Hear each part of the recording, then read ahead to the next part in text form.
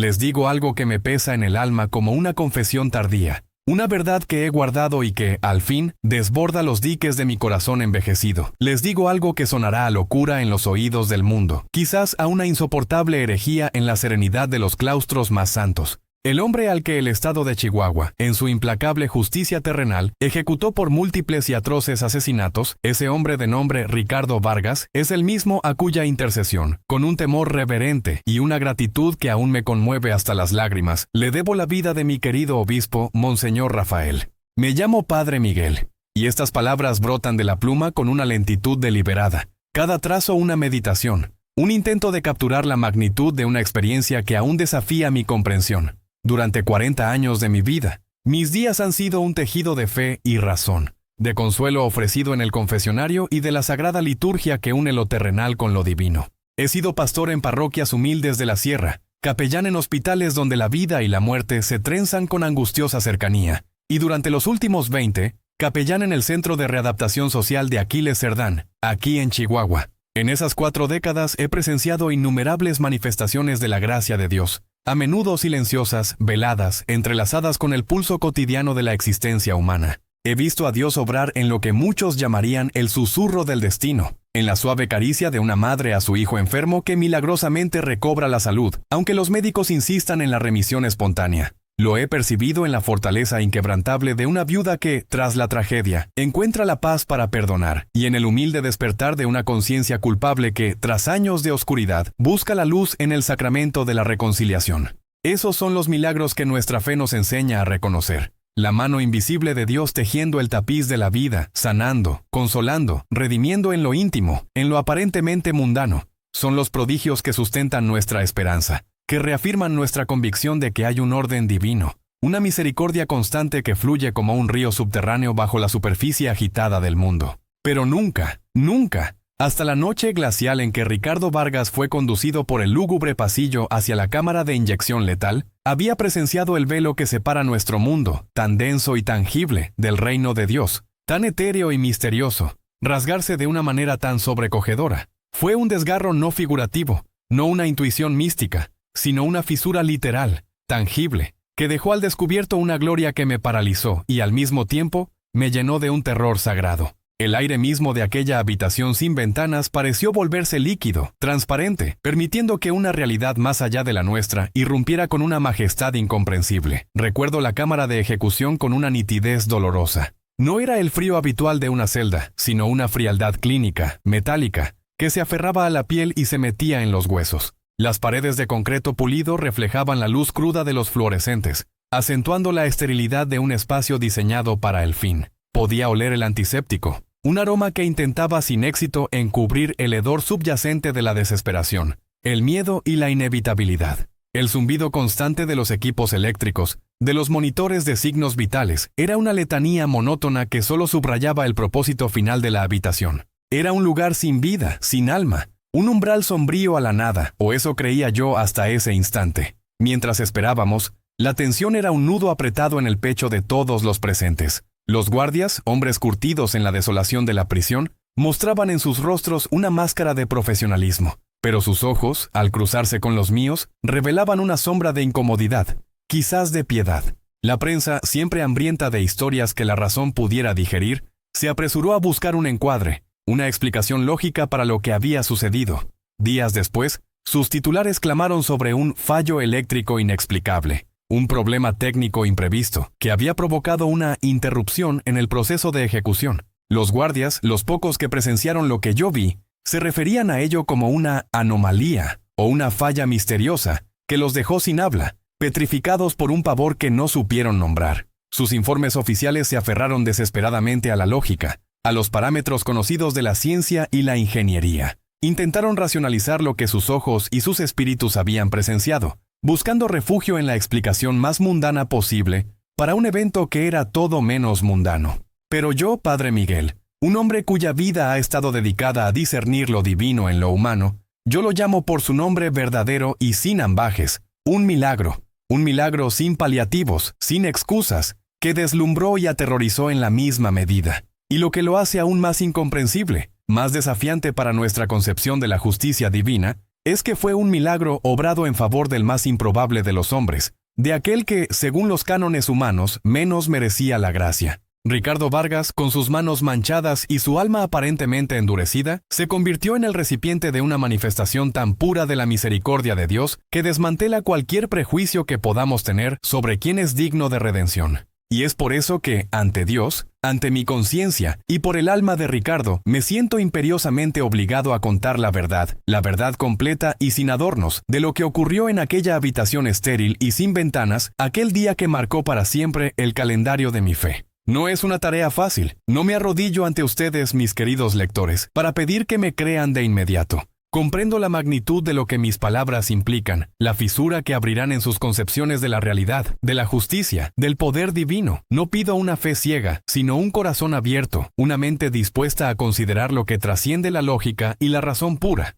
Solo les pido que escuchen, que me acompañen en este viaje de memoria y revelación. Porque lo que encontrarán en las páginas que siguen desafiará todo lo que, hasta ahora, han creído sobre la justicia humana y divina, sobre la posibilidad de la redención incluso en los abismos más oscuros del pecado, y sobre la propia e ilimitada misericordia de Dios. Es una historia que sacude los cimientos, que obliga a mirar más allá de lo evidente, a reconocer que hay fuerzas en este universo que no se doblegan ante nuestras expectativas ni ante las leyes de la física, sino que operan con una lógica propia. La lógica del amor divino. Y esa lógica a veces se manifiesta en el lugar y en el momento más inesperado, a través de los instrumentos más impensables. Lo que les pido es una entrega de corazón abierto, una mente dispuesta a considerar lo que trasciende la lógica y la razón pura. Solo les pido que escuchen, que me acompañen en este viaje de memoria y revelación. Porque lo que encontrarán en las páginas que siguen desafiará todo lo que, hasta ahora, han creído sobre la justicia humana y divina, sobre la posibilidad de la redención incluso en los abismos más oscuros del pecado, y sobre la propia e ilimitada misericordia de Dios.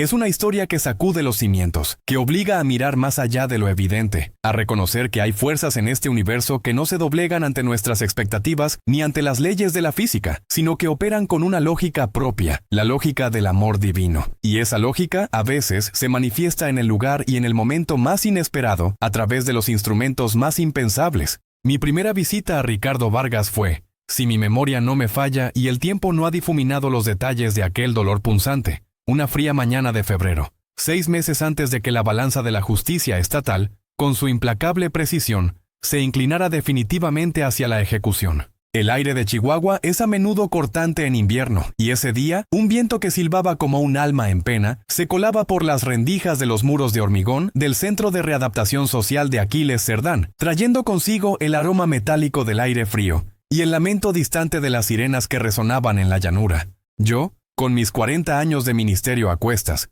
había aprendido a discernir la geografía espiritual de las almas que habitaban esos recintos, a diferenciar la desesperación del arrepentimiento, la resignación de la contrición, la rebeldía del orgullo herido. Pero lo que encontré en Ricardo Vargas fue diferente. Fue un territorio desconocido, un páramo helado donde ni siquiera la semilla de la fe parecía atreverse a germinar. No era un pecador arrepentido, de esos que, al filo de su condena, buscan en la fe una tabla de salvación, un bálsamo para la conciencia o, al menos, una vaga promesa de consuelo. No, Ricardo Vargas era una bestia acorralada, sí, pero no una que gimiera o se rindiera. Era una que gruñía, que mostraba los dientes, que se preparaba para morder hasta su último aliento. Sus ojos, cuando finalmente los posó en mí, no reflejaban miedo ni remordimiento, sino un vacío helado, una oquedad que absorbía toda luz y toda esperanza. Era la mirada de un depredador que había sido cazado, de un hombre que había vivido y matado sin piedad, y que ahora se enfrentaba a su propio final con una dureza que me calaba hasta los huesos.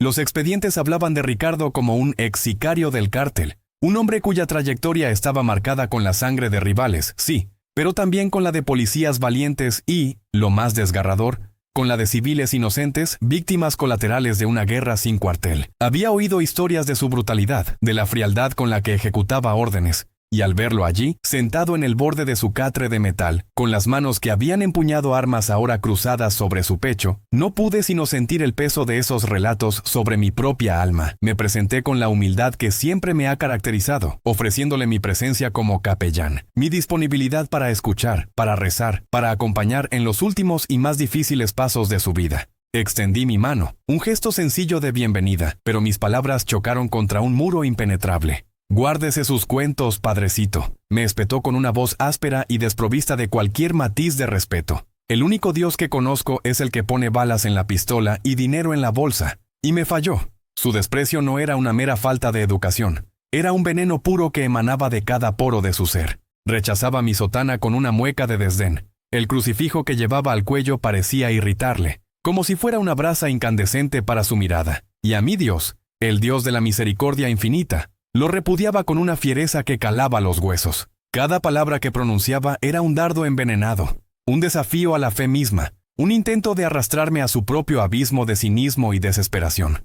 En ese primer encuentro y en los muchos que le siguieron durante las semanas y meses posteriores, mis visitas se transformaron en lo que solo puedo describir como un monólogo de oraciones frente a un muro de silencio y odio. Entraba en su celda, un cubículo de hormigón desnudo donde el aire parecía estancado y pesado, y la luz artificial zumbaba con una monotonía opresiva. Él se limitaba a sentarse, a veces de espaldas a mí, otras veces mirándome con esa misma expresión de vacío helado. Como si yo fuera una molestia intrascendente, un eco lejano de un mundo que ya no le pertenecía y al que no deseaba regresar. Yo rezaba, recitaba las palabras de la liturgia, los salmos de David, las oraciones que mi madre me enseñó en la quietud de nuestra casa humilde. Hablaba de la gracia, del perdón, de la posibilidad de redención, incluso para el alma más herida y mancillada. Mis palabras, sin embargo, parecían disolverse en el aire denso de la celda, sin encontrar eco, sin penetrar la coraza que Ricardo había construido alrededor de sí mismo.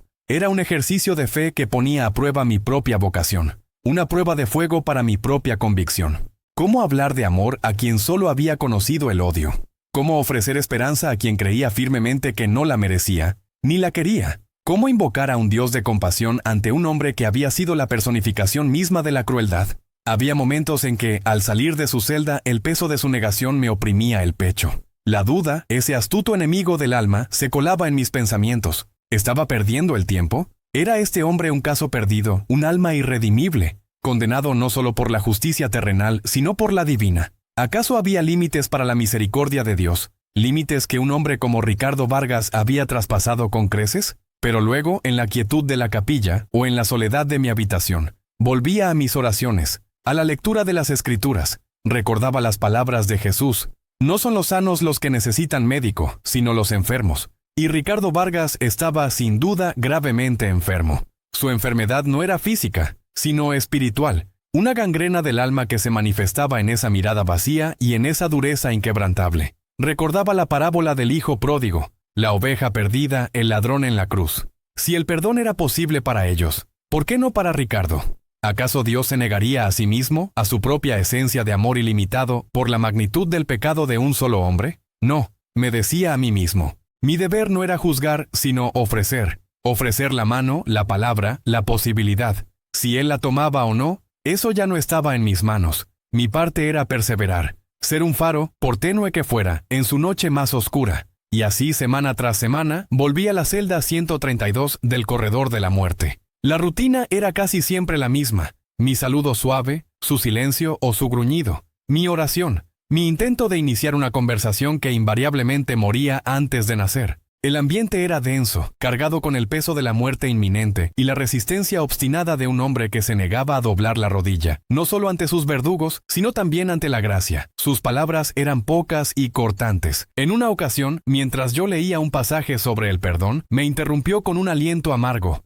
Padre, usted no entiende. Hay cosas que no se pueden perdonar. Ni siquiera Dios podría perdonar lo que yo he hecho. Su voz era un eco de desesperanza, una declaración de autocondena que superaba cualquier veredicto de un tribunal. Intenté responderle con ternura, recordándole que la misericordia de Dios es un océano sin orillas, lo suficientemente profundo como para ahogar cualquier pecado, por más monstruoso que fuera. Pero él solo se encogió de hombros, la expresión de su rostro inmutable, como la de una estatua de piedra erosionada por 1000 tormentas. El olor a humedad y a desinfectante industrial, el zumbido constante de la electricidad, los gritos lejanos de otros internos, todo contribuía a crear una atmósfera de desolación. Y en medio de todo eso, la presencia de Ricardo era como un agujero negro, absorbiendo cualquier atisbo de luz que yo intentaba traer. A menudo me preguntaba qué soñaría ese hombre, si es que soñaba. ¿Lo atormentaban los fantasmas de sus víctimas? ¿O su alma estaba tan endurecida que ni siquiera el reino de los sueños podía penetrar su fortaleza? No lo sabía. Su rostro era un mapa ilegible, un jeroglífico de cicatrices y arrugas que solo hablaban de una vida vivida en la violencia y el desapego. Hubo días en que sentí el cansancio, no solo físico, sino del alma. Mis rodillas se sentían pesadas de tanto arrodillarme en capillas vacías. Mis cuerdas vocales roncas de tanto suplicar por almas que parecían no querer ser salvadas. La fe, en esos momentos, no era una llama brillante y reconfortante, sino una brasa moribunda que yo luchaba por avivar con cada visita a Ricardo. Me sentía como el sembrador de la parábola, esparciendo semillas sobre tierra rocosa, sabiendo que muchas caerían entre espinos o serían devoradas por las aves. Pero una parte de mí, esa chispa inquebrantable que Dios pone en el corazón de cada sacerdote, me impulsaba a continuar. No podía abandonar a este hombre. No podía simplemente aceptar que su alma estaba perdida antes de que se hubiera pronunciado la última palabra de la vida. Mi fe me exigía más. Me pedía que fuera un instrumento, por imperfecto que fuera, de la misericordia divina. Y así transcurrieron los días, semanas que se fundían en un mes, y luego en otro. El calendario avanzaba inexorablemente hacia la fecha señalada, la fecha de su encuentro final con la justicia terrenal. Y Ricardo, el hombre de piedra, el muro de odio y silencio, permanecía inexpugnable. Pero yo no cesaba, porque sabía con una certeza que iba más allá de la razón, que incluso en la más profunda oscuridad, incluso en el corazón más endurecido por el pecado, la luz de Dios puede encontrar una grieta, y que mi misión, por descabellada que pareciera, era seguir buscando esa grieta, golpeando con la oración y la paciencia, hasta que el más mínimo resquicio se hiciera visible. Era mi propia batalla de fe. Mi particular Gólgota en el corazón de una prisión de máxima seguridad, enfrentado a la personificación misma del pecado y la desesperación. Y en esa lucha silenciosa, mi propia alma se purificaba, se fortalecía, se preparaba sin saberlo para lo inaudito, para lo que desafiaría toda lógica y cambiaría mi vida para siempre. Les escribo estas palabras, mis queridos hermanos y hermanas en Cristo, sabiendo que el alma humana es un misterio insondable, un laberinto de luces y sombras donde la gracia a veces se abre camino por los senderos más inesperados. En el capítulo anterior les hablé de la inexpugnable fortaleza que era Ricardo Vargas, de mi propia batalla de fe, frente a lo que parecía ser un muro infranqueable de odio y desesperación. Día tras día, visita tras visita, la piedra parecía permanecer inalterable, fría, sorda. Pero la fe, como una gota de agua persistente, tiene el poder de erosionar hasta la roca más dura, no por fuerza, sino por incansable paciencia, por una presencia que se niega a abandonar. No hubo un momento dramático, no hubo una conversión repentina, como uno podría leer en las hagiografías de antaño. El cambio en Ricardo no fue un torrente impetuoso, sino una gota de agua cayendo sobre una roca durante meses, una imperceptible pero constante erosión que, a la larga, revelaría las vetas ocultas de lo que alguna vez fue un corazón humano. Mis visitas continuaron con la misma monotonía externa. Yo entraba en la celda, un cubículo de hormigón y acero, despojado de cualquier calidez, donde la luz artificial parpadeaba con una insistencia casi irritante, y él, Ricardo, me recibía con su habitual indiferencia, a menudo sentado en su catre metálico, la mirada perdida en un punto invisible de la pared opuesta, o absorto en la lectura de algún libro de escasa relevancia que la biblioteca de la prisión ofrecía. Nunca era un texto sagrado, por supuesto. Eran novelas baratas, o libros de historia criminal, a veces incluso un manual técnico sobre mecánica, como si su mente, siempre en movimiento, buscara cualquier cosa que no fuera enfrentarse a sí misma. Yo, por mi parte, no intentaba forzar nada. Había aprendido que en la pastoral penitenciaria la presencia lo es todo. No se trata de sermones o de un catecismo a la fuerza. Se trata de mostrar con la mera existencia que la Iglesia no olvida a sus hijos, ni siquiera a los más extraviados. Así que me sentaba en el único taburete disponible, una pieza igualmente tosca de metal, y a veces rezaba en voz baja mi breviario, o leía un pasaje de las Escrituras que resonara conmigo en ese momento. Otras veces simplemente me quedaba en silencio, dejando que el peso de mi sotana, el olor a incienso que siempre parecía adherírseme, y el silencio compartido, hablasen por sí solos. Era un silencio pesado, cargado de lo que no se decía, de lo que no se podía decir. Pero era también un silencio habitado. Yo lo habitaba con mi oración, y con el tiempo empecé a sentir que él, a su manera, también lo habitaba conmigo. Lo crucial y lo que me daba la fuerza para regresar día tras día era que, a pesar de su desprecio inicial, a pesar de sus monosílabos gélidos o de su mirada vacía, Ricardo nunca me echó de su celda, nunca me pidió que me fuera. Era una resistencia pasiva, sí, una barrera de hielo, pero no un rechazo activo. Y en esa negativa a expulsarme, vi la primera, la más tenue de las grietas. Era como la fisura microscópica en la ladera de una montaña que apenas se ve, pero que indica que el proceso de erosión ha comenzado. Un día, después de semanas, quizás meses de este ritual silencioso, me encontré agotado de intentar penetrar con palabras de fe. Había hablado de la misericordia de Dios, del sacrificio de Cristo, del arrepentimiento y la redención. Todo se estrellaba contra ese muro. Ese día, al verme tan falto de palabras teológicas, decidí hablarle no de dogmas, sino de algo puramente humano, algo que resonara con la memoria, con el afecto, con el anhelo primario de conexión. Hablé de mi propia madre. No sé por qué la traje a colación en ese momento.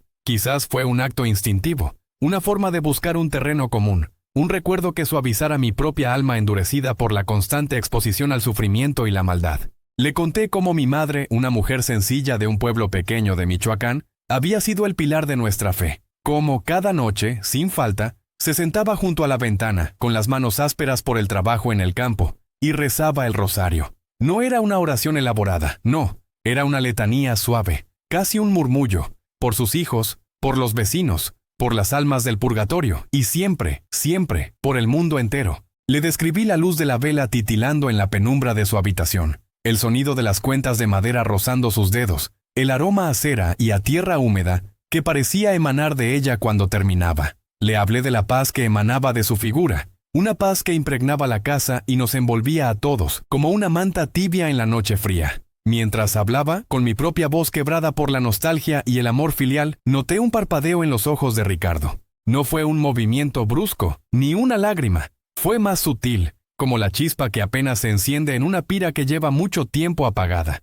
Fue un atisbo de algo. Un reconocimiento, quizás, de una inocencia perdida, de un amor maternal que él, por su vida, seguramente había negado o jamás había conocido de esa forma. Su mirada, que solía ser un cristal helado, se volvió por un instante penetrable. Había una fisura, una pequeña, casi imperceptible rendija. Terminé mi relato, y el silencio volvió a instalarse. Pero esta vez era diferente. No era el silencio hostil de antes, sino uno más denso, más cargado de lo no dicho, de lo que se estaba gestando en el subsuelo de su alma. Él seguía mirando hacia la pared, pero su postura se había relajado ligeramente. Ya no era tan rígido, tan hermético. Me atreví a esperar, a respirar con cautela. Entonces, con una voz que era más áspera de lo habitual, como si no la hubiera usado en mucho tiempo para formular una pregunta, me dijo: «Padre, ¿el rosario? El que usaba su madre». La pregunta no era formulada con devoción, ni con fe. Era una curiosidad casi antropológica, como si estuviera estudiando un artefacto extraño de una cultura distante. No había burla en su tono, no había sarcasmo, solo una curiosidad seca, desprovista de emoción, pero curiosidad al fin y al cabo. Y eso, para mí, era un milagro en sí mismo. Era la primera pregunta que me hacía sobre algo relacionado con la fe que no fuera un ataque directo o un desprecio. Era una apertura, por mínima que fuese. «Sí, Ricardo», le respondí con la voz apenas un susurro, temiendo que cualquier cambio brusco pudiera cerrar esa grieta que apenas se había abierto. El rosario. Es una oración muy antigua, una forma de meditar en los misterios de la vida de Jesús y de su Santísima Madre. Cada cuenta es un Ave María, y entre ellas un Padre Nuestro. Es una forma de mantener las manos ocupadas mientras el corazón reza. Para muchas personas es un consuelo, una conexión. Él me miró directamente, algo que rara vez hacía por más de un instante. Su mirada era difícil de descifrar. «¿Y qué se siente?», preguntó. «¿Qué se siente?», repetí, sorprendido por la profundidad inesperada de la pregunta. «Se siente paz, Ricardo. Se siente la presencia de algo más grande que uno mismo. Se siente que uno no está solo, que hay una madre que escucha y un Dios que acompaña. Y también se siente el peso de la historia, la conexión con millones de personas que han orado con esas mismas palabras, con esas mismas cuentas a lo largo de los siglos. Es una tradición, sí, pero es también un puente hacia lo eterno». Él no dijo nada más. Su mirada se volvió a perder en el horizonte invisible de su celda. Pero yo sentía, lo percibía en el aire denso de esa habitación, que algo se había movido dentro de él. Una semilla, diminuta y frágil, había sido plantada. Al día siguiente, cuando regresé, llevaba conmigo un rosario. Era un rosario sencillo, de madera de olivo, con un pequeño crucifijo de metal. Era humilde, sin adornos, muy diferente de los ostentosos objetos de oro y gemas que Ricardo seguramente había visto y poseído en su vida anterior. Quería que fuera algo orgánico, natural, que recordara a la tierra, a la vida, no a las vanidades del mundo. Ricardo, le dije, extendiéndole la mano con el rosario. Este es un rosario, es como el que usaba mi madre. Si alguna vez sientes curiosidad, o simplemente necesitas algo para tus manos, es tuyo. Me miró a la mano, luego a mi rostro, con una expresión que era una mezcla de sorpresa y algo parecido a la incomodidad. Nunca le había ofrecido un regalo material, no de esta índole. Los libros o folletos religiosos que a veces le dejaba, los ignoraba. Pero esto era diferente. Tenía una conexión personal, una historia. Dudó. Podría haberlo rechazado, haberlo tirado al suelo con desprecio, como había hecho con tantas otras cosas que representaban el mundo exterior, el mundo de la fe, pero no lo hizo. Con una lentitud casi dolorosa, extendió su propia mano, la tomó y apretó los dedos callosos sobre las cuentas de madera. No dijo gracias, no dijo nada. Simplemente lo sostuvo, sus ojos fijos en el objeto, como si intentara descifrar un enigma, como si estuviera sopesando no solo el peso físico del rosario, sino el peso de lo que representaba. Lo observó como un arqueólogo observa una pieza recién desenterrada, con una mezcla de respeto y desconcierto. Dejó que las cuentas se deslizaran entre sus dedos un par de veces, casi mecánicamente, y luego lo guardó en el bolsillo de su uniforme, en un gesto que me pareció casi furtivo. Salí de la celda ese día con el corazón latiéndome en el pecho, lleno de una esperanza que rozaba la imprudencia. Había dejado el rosario no como una herramienta de evangelización forzada, sino como una semilla de consuelo, un vínculo silencioso con lo sagrado. No sabía si lo usaría, si lo arrojaría en un rincón o si simplemente lo ignoraría, pero lo había aceptado. Y en ese acto tan simple, vi la mano de Dios moviéndose de maneras que mi mente lógica no podía comprender. Las semanas siguientes fueron de una quietud aún más tensa. Seguía visitando a Ricardo, y aunque su actitud no había cambiado drásticamente en la superficie, sentía una diferencia sutil en el ambiente de la celda. Había una especie de respiración, un espacio que antes no existía. Él seguía siendo reservado, pero ocasionalmente, muy ocasionalmente, respondía con algo más que un monosílabo cuando yo hablaba de temas triviales, del tiempo, de las noticias del exterior, siempre filtradas para no perturbar su paz. La verdadera confirmación, la prueba de que esa grieta se estaba ensanchando, no vino de Ricardo directamente, sino de una fuente inesperada. Fue un guardia, un hombre robusto y taciturno llamado Carlos, que había estado en el corredor de la muerte durante años, y había visto pasar a innumerables almas. Carlos no era un hombre de fe abierta, pero era observador y, a su manera, compasivo. Una tarde me detuvo en el pasillo, su voz baja y casi confidencial. «Padre Miguel», dijo, echando un vistazo por encima del hombro para asegurarse de que nadie más escuchara. Algo extraño con Vargas. Mi corazón dio un vuelco. ¿Extraño? ¿Qué ocurre?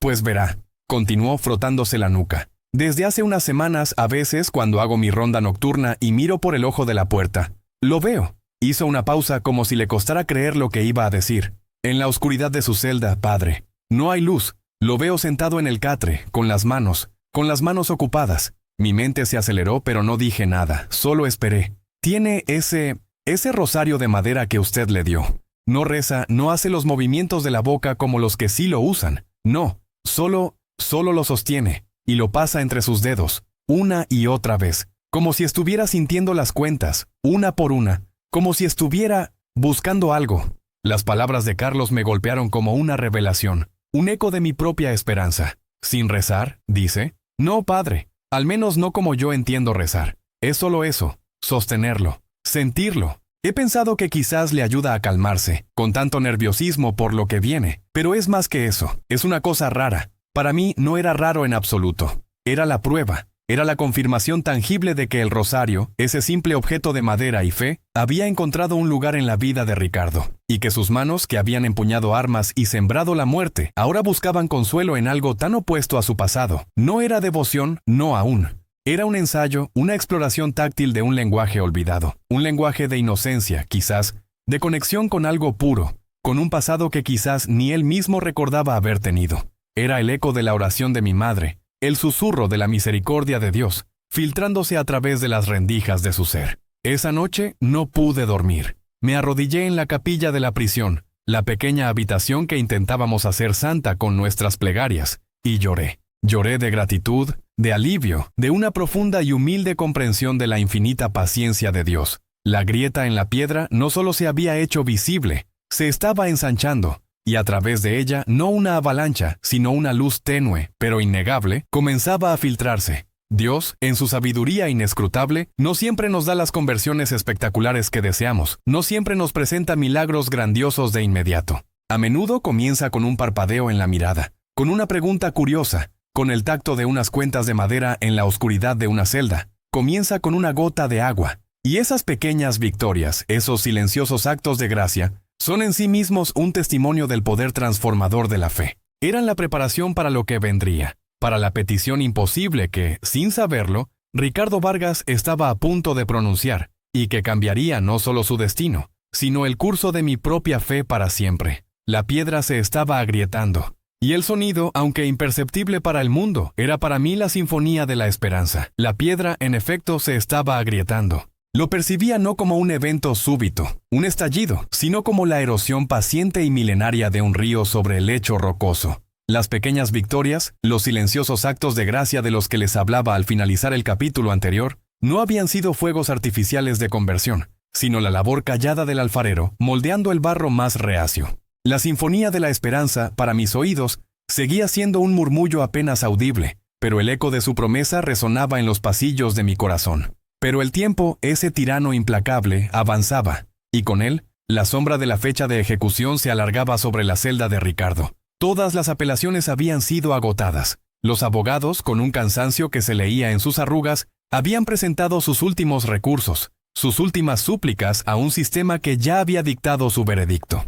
La máquina de la justicia humana, con su lógica fría y sus plazos inalterables, se preparaba para su acto final. El anuncio oficial de la fecha de su muerte cayó sobre el Centro de Readaptación Social como una losa de plomo, apagando cualquier vestigio de esperanza que pudiera haber albergado Ricardo, o incluso yo, en mis momentos más optimistas. El ambiente en el penal se volvió aún más denso, cargado con el peso de la muerte inminente. Los pasillos parecían más silenciosos, los guardias más circunspectos. Los demás reclusos, en su mayoría, observaban a Ricardo con una mezcla de morbo y un silencio reverencial, como si él ya estuviera tocado por el frío dedo del más allá. Ricardo, por su parte, se retrajo aún más en sí mismo. Las visitas se hicieron más difíciles, no por su hostilidad manifiesta, eso había disminuido considerablemente, sino por una apatía gélida que se había instalado en sus ojos, los mismos ojos que alguna vez habían ardido con desprecio. Era la mirada de un hombre que se sabía condenado. Un animal acorralado que había agotado todas sus defensas y ahora solo esperaba el golpe final. Yo intentaba mantener la rutina de nuestras visitas. Le hablaba del Evangelio, de la misericordia de Dios, de la posibilidad del arrepentimiento en el último aliento. Pero mis palabras rebotaban contra ese muro invisible de resignación. La fe, en esos momentos, parecía una mariposa frágil en una tempestad. Él me escuchaba, sí, a veces con un leve asentimiento, pero su expresión no cambiaba. Ya no me lanzaba veneno verbal, pero tampoco ofrecía una migaja de consuelo, de apertura. El rosario que le había dejado seguía a su lado, en una pequeña mesa metálica. A veces lo sostenía, a veces no. Era un objeto, no un puente. Pero la desesperación, a menudo, es el cincel más afilado en las manos de Dios. Y la desesperación, o quizás el terror más puro ante la aniquilación, finalmente rompió el dique de su orgullo. No fue una rendición, al menos no en el sentido convencional. Fue más bien un colapso, una fisura en la armadura de indiferencia que había construido a lo largo de décadas. Las últimas 2 semanas antes de la fecha fatídica fueron las más difíciles. Yo lo sentía desmoronarse, no en un arrepentimiento catártico, sino en una especie de implosión silenciosa. Los guardias me informaron de que Ricardo comía menos, dormía aún menos, y a menudo se le encontraba despierto en la oscuridad, mirando al vacío.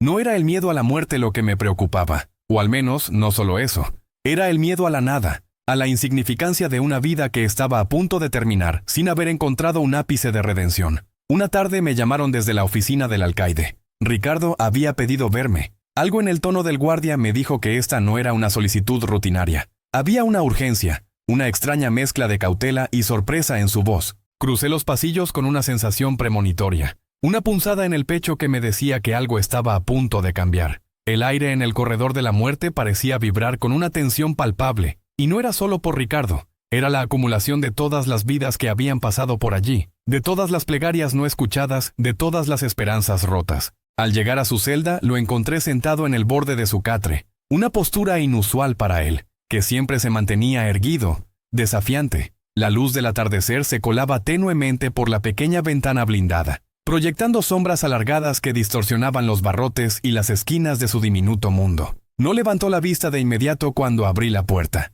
Su cabello, antes negro y brillante, ahora mostraba hebras grises más marcadas, y su rostro, cincelado por la vida dura y la crueldad, parecía más delgado, demacrado. Había una palidez que antes no le había visto, una especie de transparencia que sugería que la vida estaba ya, de algún modo, abandonándolo. Me senté en el pequeño taburete de metal frente a él. El silencio se prolongó, pesado, cargado de un significado que no podía descifrar. Mis palabras se sentían inútiles, mis oraciones como susurros en el viento. Recé en silencio, pidiéndole al Espíritu Santo que guiara mis palabras, o que simplemente me diera la gracia de la paciencia, de la presencia. No había que forzar nada. Finalmente levantó la vista, y en esos ojos que tantas veces me habían devuelto el vacío helado, o el desprecio ardiente, vi algo nuevo, algo que me hizo temblar hasta el alma. Era una mezcla de terror, sí, un terror primordial ante el precipicio de la muerte. Pero también, y esto fue lo que me sobrecogió, una extraña esperanza infantil. No era la esperanza madura y resignada del creyente, sino la súplica desesperada de un niño perdido en la oscuridad, que ha agotado todas sus opciones y ahora solo puede extender una mano temblorosa hacia lo incomprensible. Su voz, cuando finalmente habló, era áspera, rasposa, como si no la hubiera usado en días para nada más que gemidos internos, y estaba impregnada de una urgencia que no le había oído antes. «Padre», comenzó, y la simple pronunciación de mi título, tan rara en sus labios, me erizó la piel. «Padre», repitió con un tono casi suplicante que contrastaba brutalmente con el hombre que había conocido. «Ya no quiero confesarme con usted». Mis entrañas se contrajeron. ¿Había vuelto a sus viejos patrones? ¿Estaba esto cerca del final? ¿Un último ataque de su orgullo, de su desprecio por todo lo sagrado? ¿Todo el progreso, la gota de agua sobre la roca, había sido en vano? Respiré hondo, tratando de mantener mi compostura. «Ricardo», le respondí con la mayor calma posible, aunque mi corazón latía aceleradamente. «Mis palabras no son las mías, sino la voz de la Iglesia, y a través de ella, de Dios. Él te espera, siempre». Él negó con la cabeza lentamente, sus ojos fijos en los míos con una intensidad que nunca había visto. «Con todo respeto, padre», dijo, y la deferencia en su voz era tan inusual que me desconcertó aún más. «Sus palabras no son suficientes». Hizo una pausa, y esta vez el silencio fue diferente. Era un silencio cargado, un silencio que precedía a una revelación, a una confesión que trascendía las que yo estaba acostumbrado a escuchar. Lo vi tragar saliva, el nudo en su garganta visible bajo la piel tensa de su cuello. Sus manos, las mismas manos que habían empuñado armas y cegado vidas, se apretaban y aflojaban sobre sus rodillas temblorosas. «Para lo que yo he hecho», continuó, su voz apenas un susurro, pero cada palabra resonó en la pequeña celda con la fuerza de un trueno. «Para lo que yo he hecho, necesito verlo a él, necesito pedirle perdón a Jesús, en persona». Me quedé sin aliento, literalmente. El aire pareció escaparse de mis pulmones. Mis ojos debieron haberse dilatado de asombro, de incredulidad, de una profunda perplejidad. ¿Lo había oído bien? ¿Había sido una alucinación auditiva, un producto de mi propio deseo desesperado de ver un atisbo de fe en este hombre? No, sus palabras habían sido claras, inequívocas. Necesito verlo a él. Necesito pedirle perdón a Jesús, en persona. No era una metáfora. No era una forma poética de expresar un deseo profundo de contrición o de comunión espiritual. Lo decía literalmente. Quería que Jesús, el Cristo, el Hijo de Dios encarnado, viniera a su celda, a esa diminuta prisión de cemento y acero, antes de morir. Quería cara a cara, de persona a persona, hablar con el Redentor.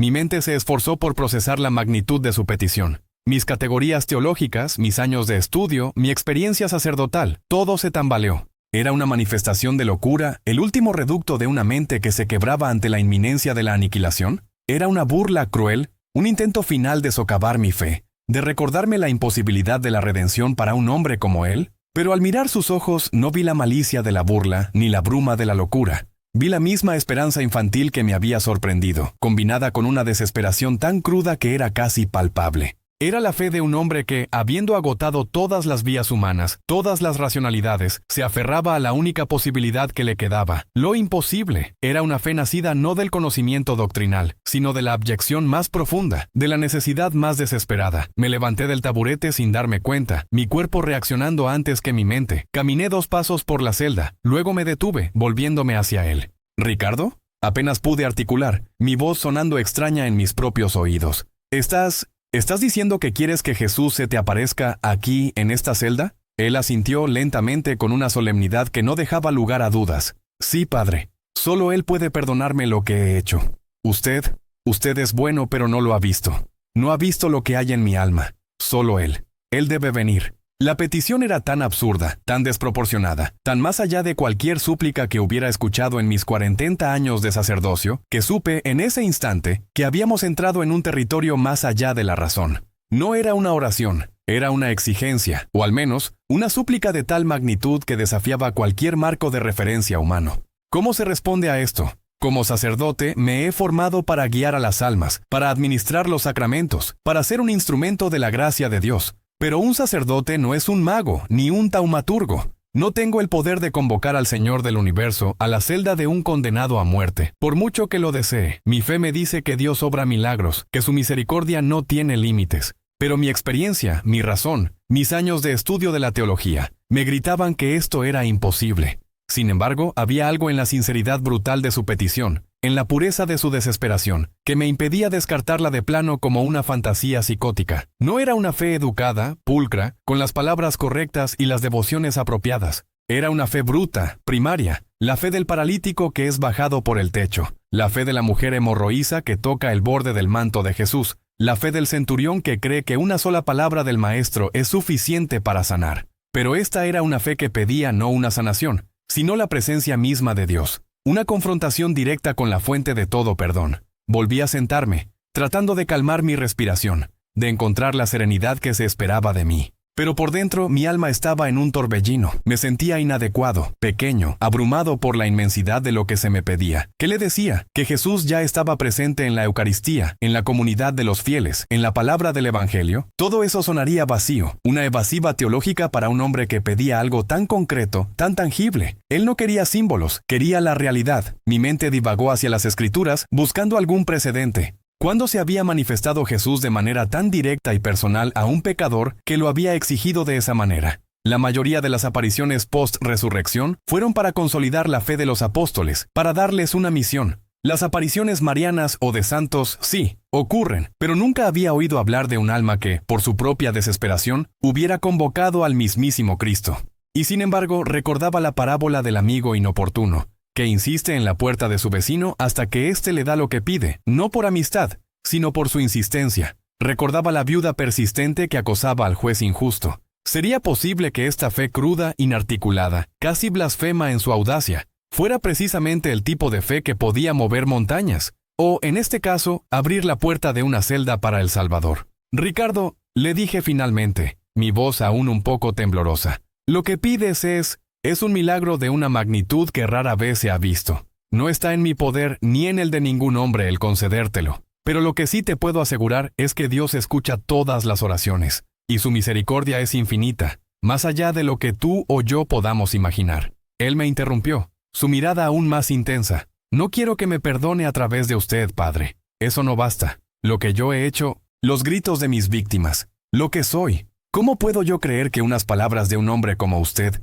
por muy ungido que esté, pueden limpiar eso? Necesito verlo a él. Necesito que él me mire y me diga que está perdonado. Solo así puedo morir en paz. Si él no viene, Padre, moriré como he vivido, condenado. Por Dios, Padre, ¿no hay forma? ¿No pueden hacer que venga? La carga en sus palabras era inmensa. Comprendí en ese momento que esta no era una prueba de fe para mí, sino un grito del abismo de su alma. Él no solo temía la muerte, temía el infierno, temía el juicio de Dios. No de una manera abstracta, sino con una conciencia visceral y aterradora de sus pecados, y en su desesperación, en su ignorancia teológica, quizás, pero en su fe más profunda, él creía que la única forma de obtener una verdadera absolución, una verdadera paz, era a través de un encuentro personal con el divino. No era un capricho, era la última esperanza de un hombre que había quemado todos los puentes, y ahora se aferraba a un hilo invisible que creía que lo conectaba directamente al corazón de Dios. Mi papel, pensé, no era el de negar, ni el de cuestionar la viabilidad teológica de su petición. Mi papel era el de acompañar, el de encender una vela en la oscuridad. Y en su desesperación, Ricardo había, quizás sin saberlo, encendido una lámpara en mi propia alma. Porque, ¿qué es la fe sino la creencia en lo imposible? La esperanza contra toda esperanza. ¿Qué es la misericordia de Dios si no es infinitamente más grande que nuestros pecados y nuestras concepciones de lo que es digno o indigno? Salí de su celda esa tarde con la mente en un torbellino, el corazón encogido por el terror de su alma y la audacia de su petición. No era el alcaide ni los psicólogos de la prisión quienes tendrían que lidiar con esta locura. Era yo. Era mi fe la que estaba siendo puesta a prueba. Mi propia comprensión de los límites de lo divino. ¿Podía rezar por algo tan audaz? ¿Podía yo, un humilde sacerdote, interceder por una manifestación tan directa y extraordinaria de la gracia? La pregunta de Ricardo, tan simple y a la vez tan cósmica, se incrustó en mi alma y no me dio tregua. No dormí esa noche. Me arrodillé en la capilla del penal, la misma capilla donde tantas veces había celebrado la misa para un puñado de guardias y empleados. El crucifijo en el altar me miraba con la misma expresión de amor sacrificial de siempre. Miré a Jesús, el Cristo, el que había caminado sobre las aguas, el que había resucitado a los muertos, el que había perdonado al ladrón en la cruz. Era demasiado para él conceder una última visita, un último acto de perdón personal, a un alma tan perdida, tan endurecida, pero ahora tan desesperada por su rostro. La idea era, por supuesto, una locura. Los teólogos se reirían. La gente racional lo atribuiría a la histeria de la muerte inminente. Pero la fe no siempre es racional. A veces la fe es un salto al vacío, un grito desesperado en la oscuridad. Y la fe de Ricardo Vargas, aunque nacida del terror y la desesperación, era un grito que, por su pura audacia, no podía ser ignorado. Sabía que lo que se avecinaba no sería como ninguna otra experiencia en mi vida sacerdotal. Estaba siendo llamado a ser testigo de algo que desafiaría no solo la razón de los hombres, sino quizás los límites de mi propia fe.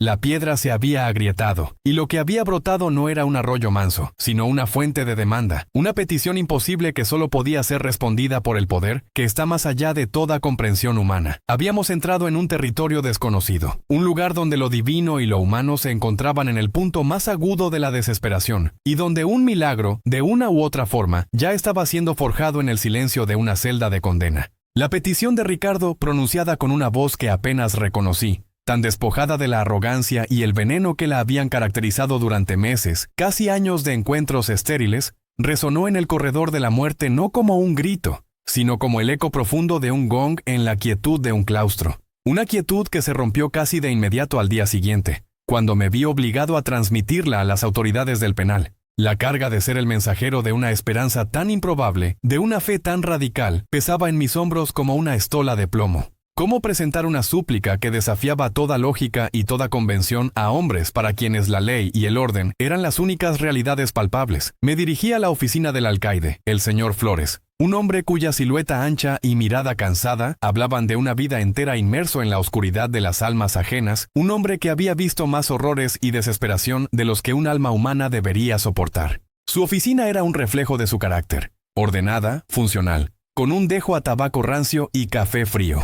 La luz de la mañana se filtraba con dificultad por la ventana enrejada, dibujando patrones de sombra sobre su escritorio de madera maciza, cubierto de expedientes y papeles oficiales. El aire, a pesar de la escasa ventilación, se sentía pesado, cargado con el peso de innumerables decisiones difíciles y destinos sellados. Me recibió con su usual formalidad, invitándome a sentarme en la silla de metal frente a su escritorio. Había algo en su postura, en la forma en que se ajustaba las gafas sobre el puente de su nariz, que ya anticipaba el escepticismo. Con la mayor mesura posible, elegí cada palabra con cuidado, como si fuesen piezas de un delicado mecanismo que podría romperse al menor descuido. Le relaté la transformación de Ricardo, su creciente vulnerabilidad, el rosario, y finalmente la petición, la inconcebible petición. Mis propias palabras me sonaban extrañas, casi ajenas, en aquel entorno de pragmatismo pétreo. No había terminado de pronunciar la última sílaba cuando Flores ya negaba con la cabeza. Un gesto lento y doloroso que empezaba desde sus hombros y se transmitía hasta la expresión de cansancio infinito en sus ojos.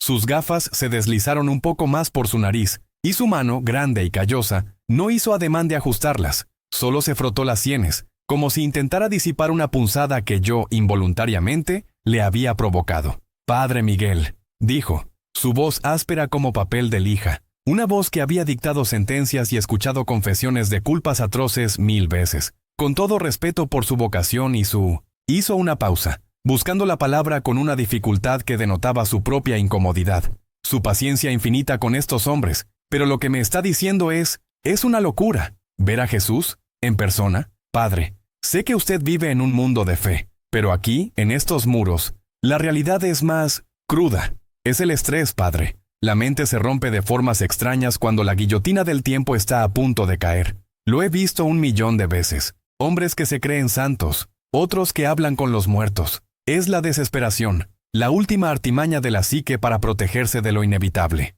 Sentí un aguijón de frustración, no por la negación de un milagro, sino por la simplificación de una búsqueda espiritual tan profunda. Intenté argumentar no por la posibilidad literal de la aparición, pues mi propia razón se debatía en ese precipicio, sino por la profundidad de la necesidad espiritual que esa petición revelaba. No es la razón lo que habla, señor Flores, es el alma. Un alma que, en su hora más oscura, busca la luz más pura. Es un acto de fe, por más desesperado que parezca. Una súplica de un hombre que, por primera vez en su vida, quizás, se siente digno de ser escuchado por algo más grande que él mismo. Pero él solo suspiró. Un sonido pesado que parecía salir de lo más profundo de su ser, frotándose de nuevo las sienes. Sus ojos, un momento antes severos, se tornaron velados por una compasión que no esperaba de él. Es un brote psicótico, padre. Eso es lo que dirán los psicólogos del penal, y con razón. Un hombre así, que ha vivido así, que ha cometido los crímenes que Ricardo Vargas ha cometido. ¿Cree usted que a las puertas de la muerte puede simplemente invitar a una deidad para que le dé un pase libre? Es un consuelo autoinducido, un mecanismo de defensa contra la verdad de su destino. Hablaremos con el médico. Hará que se le administren sedantes. No queremos que la ejecución sea desordenada. La mención de los sedantes me revolvió el estómago.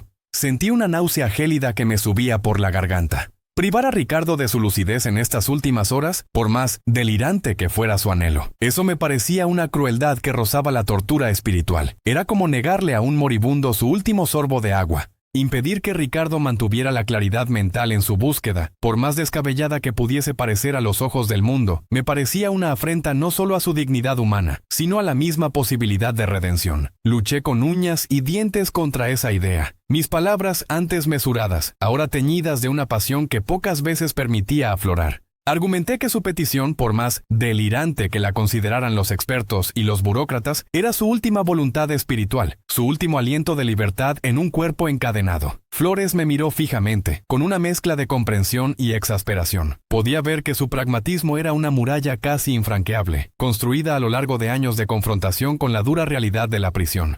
Finalmente, con un suspiro aún más profundo, accedió, a regañadientes, a no interferir con su estado mental, siempre y cuando no representara un riesgo para sí mismo o para otros, o que su agitación no comprometiera los protocolos de la ejecución. Fue una pequeña victoria, agridulce, pero una victoria al fin. Al salir de su oficina, el aire exterior, aunque el mismo que el interior, se sintió distinto, más ligero, como si hubiera dejado una pesada carga sobre su escritorio. Mi propia mente era un campo de batalla. Un torbellino de dudas y esperanzas, locura o fe. La línea que la separaba se desdibujaba en la penumbra de mi propia comprensión, como una huella borrada por la arena del desierto. Había estudiado teología, los misterios de la fe, los milagros documentados de los santos, desde Lázaro hasta Lourdes, desde Fátima hasta los estigmas de San Francisco. Mis años en el seminario me habían dotado de una sólida armadura doctrinal, pero la aparición directa de Cristo a un sicario condenado a muerte, en una celda de concreto y acero, escapaba a toda categoría conocida, a todo manual de casos o de dogmas. Era una audacia que rozaba la blasfemia a ojos de los ortodoxos. Pensar que el Señor de los cielos se manifestaría a un hombre con las manos manchadas de sangre, a un hombre que había vivido por el filo de la navaja y la boca del cañón. Pero al mismo tiempo era una entrega tan absoluta, tan desarmada, que me conmovía hasta lo más hondo de mi ser. ¿Acaso Dios estaba limitado por nuestras expectativas humanas, por los protocolos de nuestros milagros, por la moralidad estrecha de nuestra justicia terrenal? ¿O era, por el contrario, en la imperiosa y cruda desnudez de una súplica imposible, en el más puro y desesperado abandono, donde el velo se hacía más delgado, más permeable, casi translúcido? La gracia, lo sabía, no se ganaba, se recibía. Y a veces, las almas más necesitadas eran las que, paradójicamente, tenían la capacidad de pedir con una audacia que nos hacía palidecer. La desesperación de Ricardo no era una fe pulcra, cultivada en la devoción diaria de un convento, nutrida por lecturas piadosas y sermones elocuentes. No, esta era una fe descarnada, un grito primal, arrancado de las entrañas de un hombre que había tocado el fondo del abismo, y en su caída había vislumbrado, o al menos imaginado, una luz más allá de la oscuridad absoluta. Era la fe del ladrón en la cruz, quizás,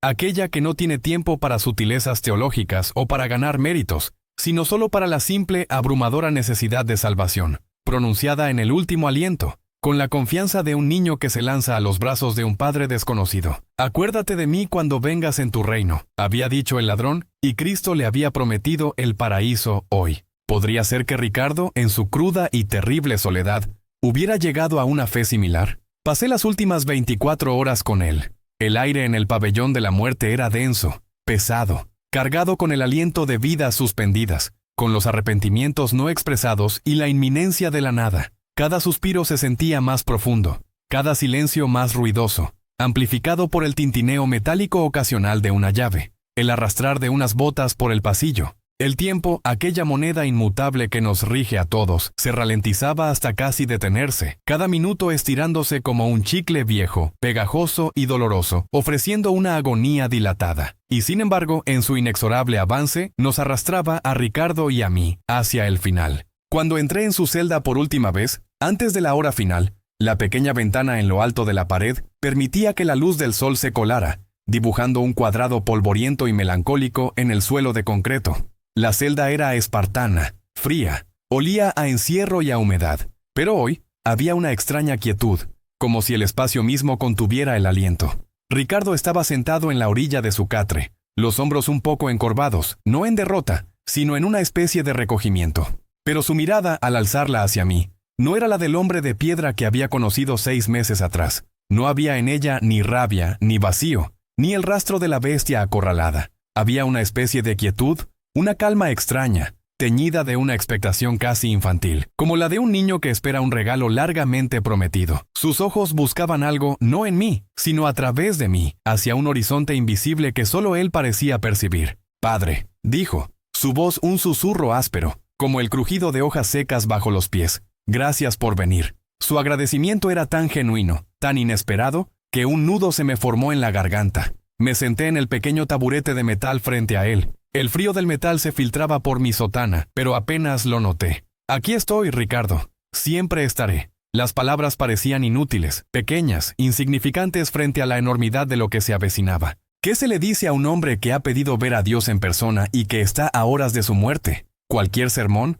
cualquier consuelo convencional, sonaría hueco, insincero, una profanación de la verdad de su momento. No era un tiempo para la teología académica o los ritos formales, sino para la pura presencia, para la compañía en la vigilia final. Era un tiempo para la oración. Saqué el rosario de madera que le había dado semanas atrás. Lo había conservado, lo sabía por los guardias quienes, con una mezcla de sorpresa y burla disimulada, lo habían reportado. Lo había visto en sus manos, casi como una prolongación de sí mismo. Le ofrecí el mío, también de madera, gastado por años de uso, pulido por el contacto de mis propios dedos, impregnado de mis propias súplicas y esperanzas. ¿Rezamos el rosario, Ricardo? Él asintió lentamente. Sus dedos nudos, cicatrizados por una vida de violencia, por el manejo de armas y por la fuerza bruta, buscaron las cuentas. Su piel estaba áspera, rugosa como la corteza de un árbol viejo, pero el tacto de la madera parecía suavizarse en sus manos, como si las cuentas le transmitieran una paz que nunca antes había conocido.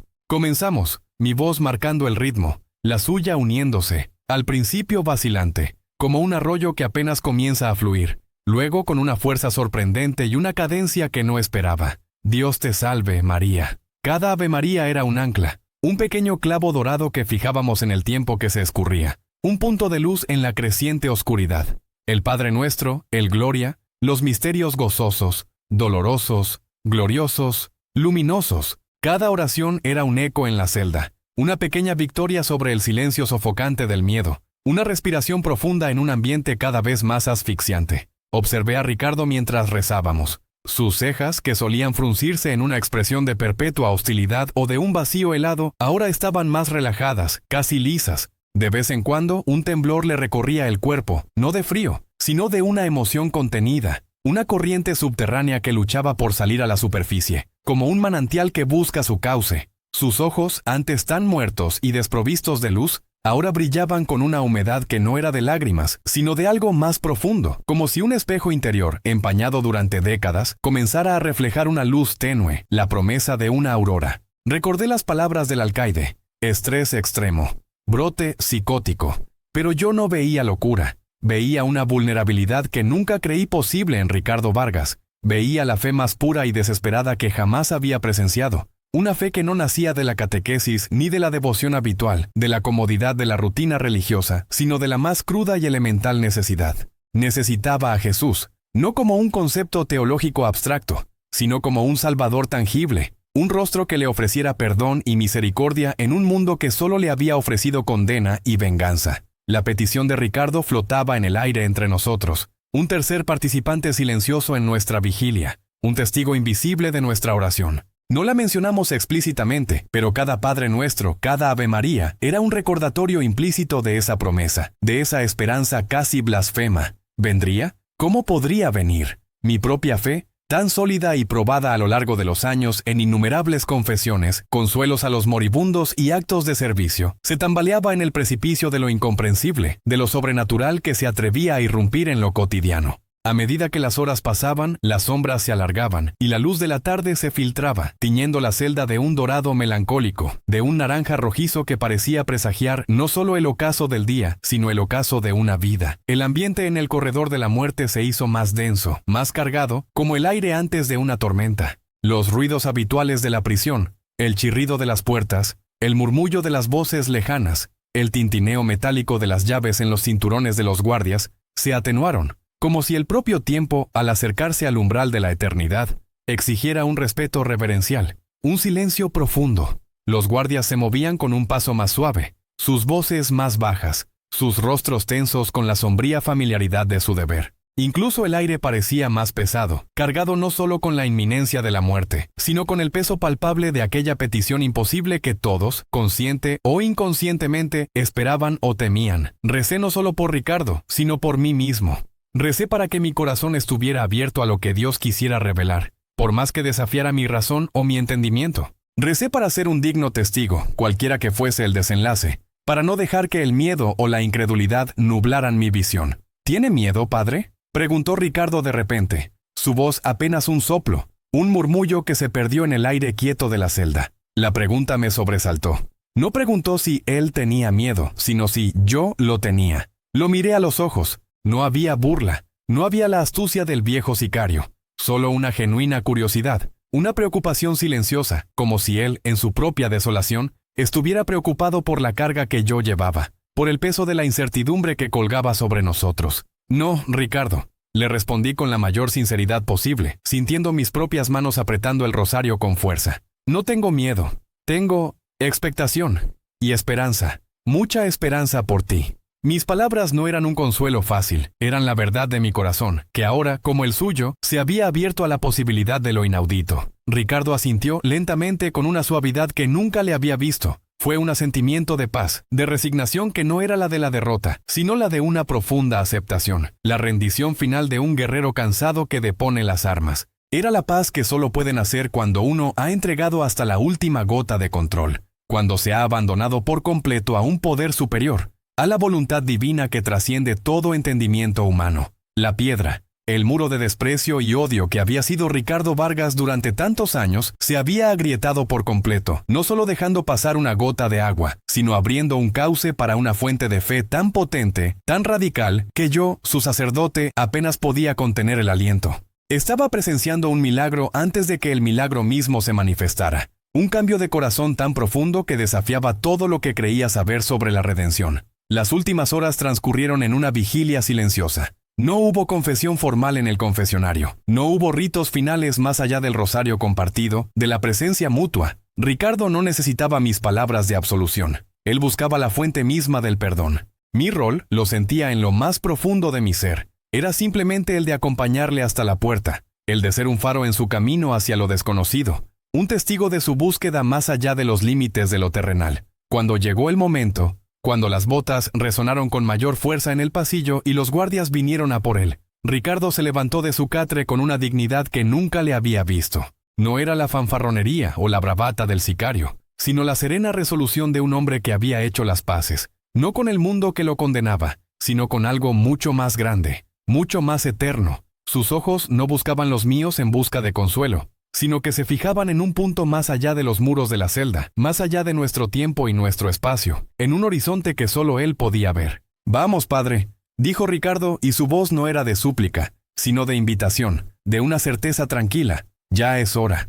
Lo seguí fuera de la celda, el rosario aún en mi mano, las cuentas gastadas ahora empapadas en mi propio sudor, en la humedad de mi temor y mi esperanza. El corredor de la muerte era una procesión sombría y silente, los guardias flanqueándonos, sus rostros tensos y profesionales, cada uno un engranaje en la máquina de la justicia humana. Pero para mí el mundo se había reducido a Ricardo, a su figura erguida y a la promesa inaudita que pendía sobre nosotros como la espada de Damocles, no de castigo, sino de una revelación. La víspera había terminado. Lo imposible estaba a punto de suceder, o de no suceder, y mi fe, como un bote pequeño en un océano inmenso, se preparaba para la travesía. El corredor de la muerte era una garganta de hormigón y acero que se estrechaba hacia la oscuridad, hacia la aniquilación. Cada paso que dábamos resonaba con un eco helado, no solo el de nuestros zapatos sobre el pulido piso, sino el de las innumerables vidas que habían transitado ese camino sin retorno antes que nosotros. Los guardias, imponentes y silentes, formaban un muro a cada lado de Ricardo, una procesión funesta donde la única luz parecía ser la de los fluorescentes, cruda y deshumanizante.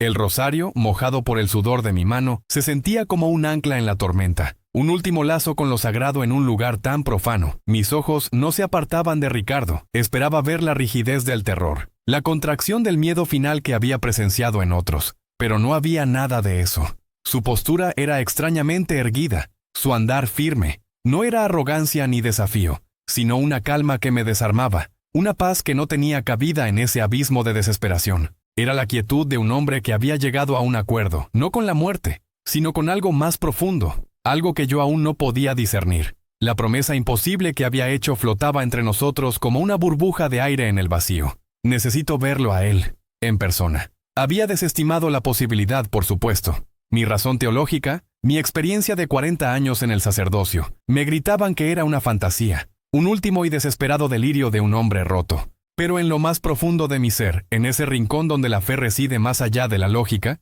una diminuta llama temblaba, una esperanza irracional. Llegamos a la puerta metálica. Se abrió con un silbido hidráulico, revelando la cámara de ejecución. La imagen era tan estéril, tan fría, tan carente de vida como se podría imaginar. Una camilla de metal, sus correas colgando como tentáculos sin vida, dominaba el centro de la habitación. A su lado, la maquinaria, un monitor cardíaco, las líneas de infusión transparentes preparadas para recibir el veneno. Al otro lado de una ventana de cristal grueso, los testigos, el alcaide, el director médico, un par de abogados, todos con rostros impasibles, endurecidos por la rutina de una labor que, por su propia naturaleza, estaba diseñada para ser impersonal. Mi corazón se encogió. Aquí era donde terminaba el camino para Ricardo, donde la justicia humana dictaba su sentencia final. Me sentía como un espectador impotente, un sacerdote que solo podía ofrecer consuelo, pero no salvación en este plano, no en este. Ricardo se subió a la camilla sin ayuda. Su movimiento fluido, casi grácil, en marcado contraste con la brutalidad de la situación. Los guardias se acercaron para asegurar las correas en sus tobillos, sus muñecas, su torso. La sala estaba impregnada de un silencio clínico. Un silencio que era más bien la ausencia de ruido, pero no de tensión. Cada pequeño sonido, el clic de una hebilla, el leve suspiro de un guardia, se magnificaba. Yo me acerqué a la cabecera de la camilla, mi mano buscando la suya, ofreciéndole una última bendición. Un rezo silencioso. Pero Ricardo no me miró, ni siquiera a los hombres que lo ataban. Sus ojos, antes tan vacíos o tan llenos de ira, ahora estaban fijos, con una intensidad sobrecogedora, en una esquina vacía de la habitación. No había nada allí,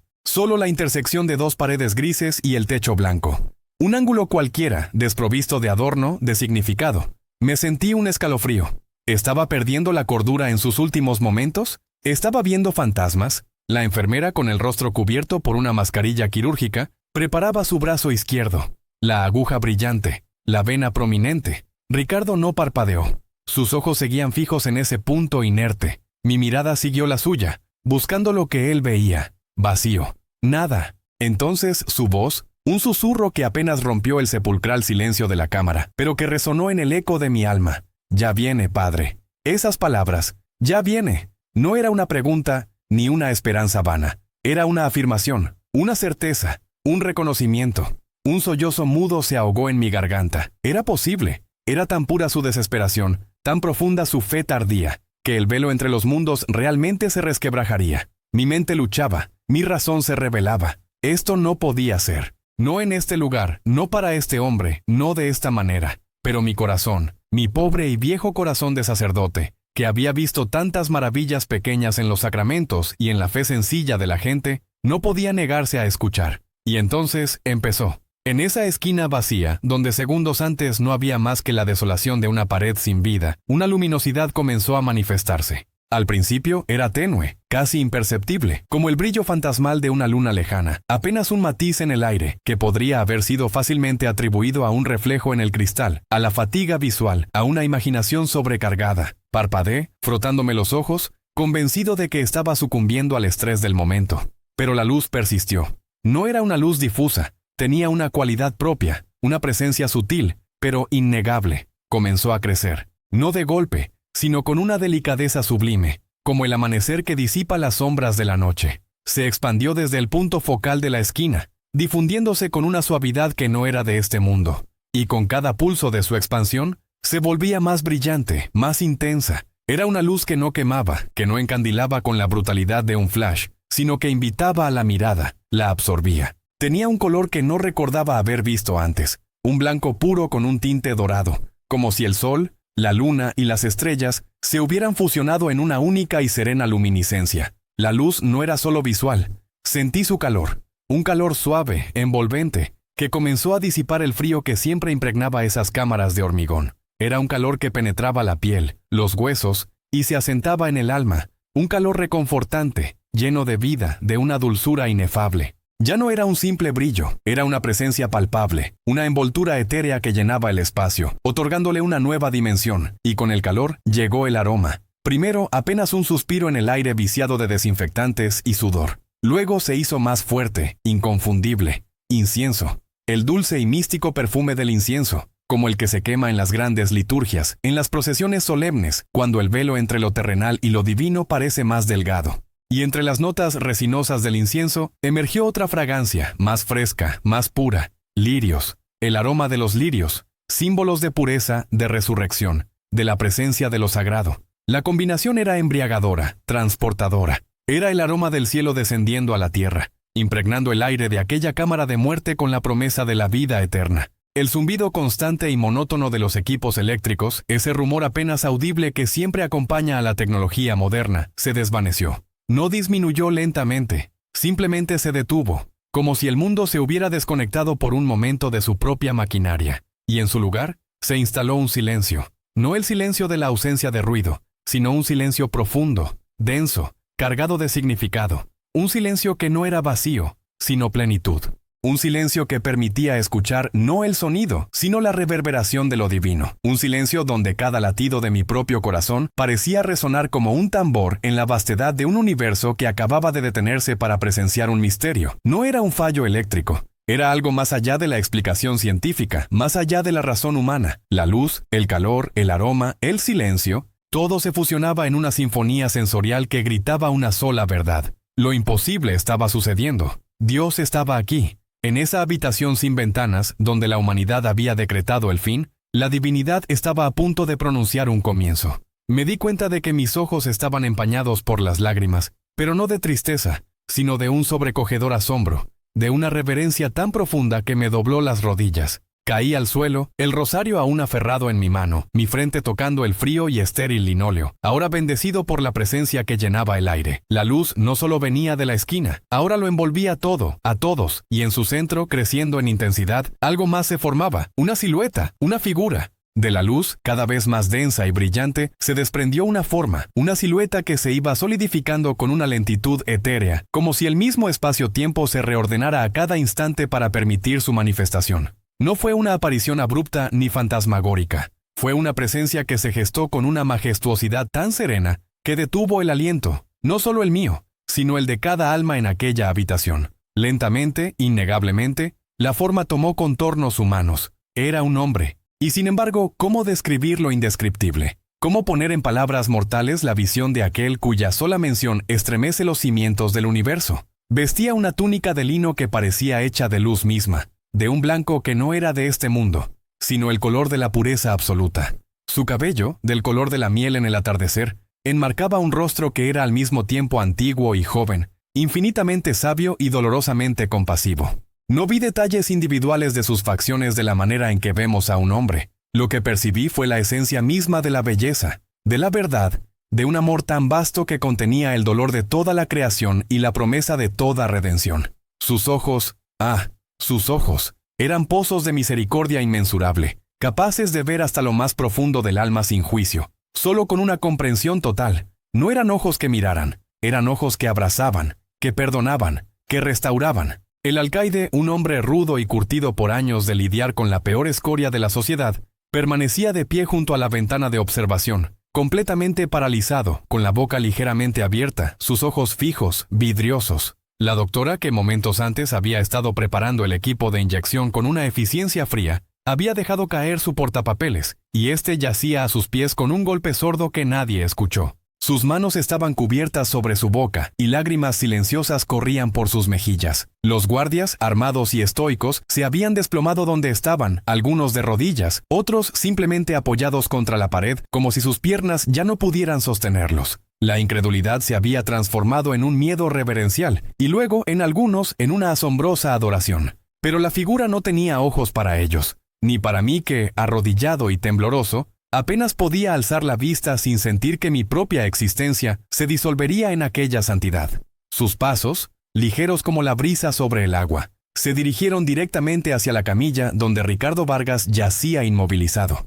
No había apuro, solo una determinación suave, una certeza de propósito que parecía haber existido desde el principio de los tiempos. La luz se intensificó a medida que él se acercaba a Ricardo, envolviéndolos a ambos en un halo que brillaba con una pureza sobrenatural. Ricardo, el hombre de piedra, el sicario de mirada vacía, había estado observando la aproximación con una intensidad que nunca había mostrado en vida. Primero fue asombro, luego terror, un terror puro ante la santidad abrumadora de lo que estaba presenciando. Pero a medida que la figura se acercaba y la luz lo envolvía, ese terror se disolvió, cediendo el paso a una emoción que no reconocí de inmediato. Era una mezcla de incredulidad, de una esperanza tan desesperada que le hacía temblar, y finalmente, de una paz inefable. La figura se detuvo junto a la camilla. Se inclinó sobre Ricardo, y con una ternura que deshacía el corazón, posó su mano sobre la frente del condenado. No se dijeron palabras audibles para ninguno de nosotros, los meros testigos. Pero no hizo falta. La comunicación fue de espíritu a espíritu, de la divinidad al alma atribulada. Y entonces Ricardo se convulsionó. No fue una convulsión de dolor o de miedo, sino una catarsis brutal, primigenia, que parecía arrancar de su ser décadas de pecado, de miseria, de odio acumulado. Un sollozo desgarrador brotó de lo más profundo de su pecho, un lamento de puro arrepentimiento y de un alivio tan absoluto que era casi físico. Lágrimas, calientes y abundantes, comenzaron a brotar de sus ojos, un torrente que limpiaba no solo su rostro, sino la dureza grabada en cada línea de su piel. Era como si un velo se desprendiera, y bajo la máscara del asesino, por un instante, pude ver al niño perdido que Ricardo Vargas había sido. Ese mismo niño a quien su madre había arrullado. Ese niño que quizás una vez había creído en cuentos de hadas y en la bondad. Mientras las lágrimas corrían, el temblor de su cuerpo disminuyó, reemplazado por una quietud, por una paz que irradiaba de él. Levantó la vista hacia la figura que aún sostenía su frente, y en su rostro, en medio de las huellas de las lágrimas, apareció una sonrisa. No era la sonrisa sardónica que conocí, ni la mueca cínica. Era una sonrisa de una inocencia asombrosa, de una paz total, de una comprensión que trascendía todo entendimiento. Era la sonrisa de un alma liberada. «Gracias», susurró Ricardo Vargas, su voz ronca pero clara, las palabras apenas audibles, pero llenas de una gratitud que parecía colmar el universo entero. Y en ese mismo instante, antes de que el verdugo pudiera siquiera presionar el botón de la inyección letal, el monitor cardíaco adjunto a Ricardo emitió un pitido prolongado y constante. Una línea plana. El corazón del hombre que había latido con furia y con miedo, con odio y con desesperación, se había detenido. Murió no por la mano del Estado, no por el veneno administrado por la justicia terrenal. Murió por la absolución de su Dios. Su cuerpo se relajó por completo, y una última exhalación, casi un suspiro de liberación, escapó de sus labios. La figura de luz permaneció un momento más, su mano todavía sobre la frente de Ricardo, como si bendijera el paso de su alma, y luego, con la misma suave y majestuosa lentitud con la que había aparecido, comenzó a desvanecerse, disolviéndose de nuevo en la luz que llenaba la habitación, llevándose consigo el aroma a incienso y lirios. El zumbido de los equipos eléctricos volvió, repentino y ensordecedor en el silencio que había imperado. La luz se atenuó, volviendo a la cruda iluminación fluorescente del corredor de la muerte. Pero la esencia, la presencia, permaneció grabada no solo en el aire, sino en las almas de todos los que fuimos testigos de aquel milagro. El zumbido de los equipos eléctricos volvió, repentino y ensordecedor en el silencio que había imperado. La luz se atenuó, volviendo a la cruda iluminación fluorescente del corredor de la muerte. Pero la esencia, la presencia, permaneció grabada no solo en el aire, sino en las almas de todos los que fuimos testigos de aquel milagro. Lo que siguió fue un torbellino de confusión y una necesidad apremiante por parte de la autoridad para imponer una narrativa. El informe oficial, redactado con una celeridad asombrosa, dictaminó paro cardíaco masivo concurrente con un fallo catastrófico del sistema eléctrico. Fue un encubrimiento conveniente, una manta de papel para un evento que las mentes pragmáticas no podían o no querían procesar. Los guardias hablaron de un cortocircuito masivo, de problemas en la red. Los médicos se encogieron de hombros ante la velocidad del deceso y la falla simultánea de los monitores. Pero cada uno de nosotros, en lo más íntimo de nuestro ser, sabía la verdad. Habíamos presenciado la encarnación de la misericordia divina, el fin de una vida terrenal no por el veneno del hombre, sino por la gracia de Dios. Para mí, el Padre Miguel, y para aquellos pocos que estuvimos en aquella habitación sin ventanas, aquel día no fue el final de una ejecución, sino el comienzo de una nueva comprensión del universo. Las líneas entre lo natural y lo sobrenatural se habían difuminado hasta volverse irreconocibles. El cinismo se disolvió en asombro, el escepticismo en una certeza inquebrantable. Las caras de los guardias, endurecidas por años de confinamiento y desesperación ajena, mostraron por un instante una vulnerabilidad, un miedo reverencial, que nunca antes les había visto. Nos transformó para siempre, nos dejó con una marca imborrable, un eco constante de lo posible, de lo que reside más allá de nuestra limitada percepción. Pasaron los años, como las cuentas de un rosario deslizando entre los dedos. Yo seguí con mi labor pastoral, siempre con la imagen de aquella luz y aquella presencia en el santuario de mi memoria. La historia de Ricardo Vargas y su final milagroso se convirtió en un secreto compartido entre los pocos testigos, una verdad que la burocracia había sepultado pero que la fe mantenía viva. Fue una mañana de otoño, muchos años después, cuando recibí la devastadora noticia. Monseñor Flores, mi querido obispo, un hombre de fe inquebrantable y corazón de oro, había sido diagnosticado con un cáncer inoperable y agresivo. Los médicos le daban semanas, quizás un par de meses en el mejor de los escenarios. El golpe fue brutal. Recé como siempre con fervor y desesperación. Ofrecí mis misas, mis sacrificios, mis súplicas. Me aferré a los santos canonizados, a la Virgen María, a la intercesión de los grandes pilares de nuestra Iglesia. Pero había algo en mi corazón que me empujaba a un lugar inesperado. Una noche, en la quietud de la capilla de mi parroquia, la luz de la luna filtrándose a través de las vidrieras, caí de rodillas. No recé a los santos canonizados, no. En la profundidad de mi alma, en el lugar donde la razón se rinde a lo incomprensible, le pedí al alma de Ricardo Vargas, al pecador, al sicario que había visto el rostro de Cristo en su hora final. Ricardo, susurré, la voz quebrada por las lágrimas. Tú que conociste la misericordia de Él de primera mano, tú que fuiste absuelto por el mismo Jesús, te ruego, por el amor que Él te mostró, intercede por nuestro obispo. Él es un hombre bueno, un siervo fiel. Necesita tu ayuda, Ricardo. Necesitamos tu ayuda. 2 semanas después, el obispo Flores fue sometido a una nueva serie de exámenes. Los tumores, tan claros y definidos en las imágenes anteriores, habían desaparecido, sin rastro, sin explicación médica. Los doctores hablaron de remisión espontánea, un término aséptico para algo que desafiaba toda lógica científica. El obispo, un hombre de ciencia tanto como de fe, aceptó su curación con humilde asombro, una gratitud que iba más allá de lo terrenal. La fe no siempre nos da las respuestas que queremos, amados hermanos y hermanas. A veces nos sumerge en el misterio, nos confronta con el silencio. Pero a veces, en las celdas más oscuras, en los corazones más endurecidos y en los momentos de mayor desesperación, nos regala un milagro que redefine lo posible, que rasga el velo entre nuestro mundo y el reino de Dios. Un milagro que nos recuerda, con una fuerza inquebrantable, que la misericordia de Dios es un océano sin orillas, lo suficientemente profundo como para ahogar cualquier pecado, y lo suficientemente vasto como para abrazar cada alma que clama por él. Y en esa verdad reside nuestra más grande esperanza.